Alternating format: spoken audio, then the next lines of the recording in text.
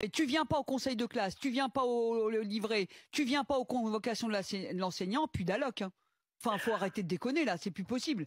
Non mais vous vous rendez compte que repose sur des enseignants,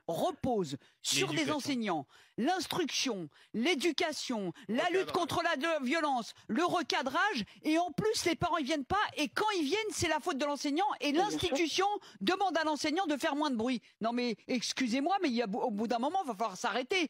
Il va falloir remettre l'église au milieu du village et dire aux parents stop, c'est simple, quand vous venez pas au bout de la 3e convocation, eh ben il y a plus d'alloc. Là ça va rappliquer direct.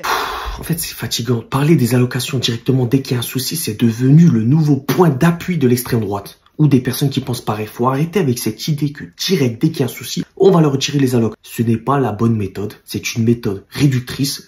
Rien à voir avec ce qu'il faut faire pour avancer dans la société. Et puis dans son discours, on voit qu'elle fait une totale généralité. Des parents qui travaillent de nuit peuvent pas forcément venir l'après-midi. Quand t'es ambulancier, va poser un congé, va voir comment c'est difficile. Tout cela, c'est des raccourcis. C'est une vision trop simpliste. On peut pas réduire tout ça à il y a un souci, ils viennent pas, on enlève les allocs. Certes, il y a des cas comme ça où des parents n'ont rien à faire de la situation de leurs enfants, mais on ne peut pas généraliser toutes les situations. Il est important, c'est vrai, comme elle l'a rappelé, que l'enseignant a beaucoup de travail déjà. Elle doit encadrer, enseigner, faire respecter, bien sûr. En voulant s'attaquer aux allocations, elle s'attaque aux parents de classe populaire. Bref, dites-moi ce que vous en pensez en commentaire, bien sûr, toujours en respect, même si c'est compliqué de plus en plus.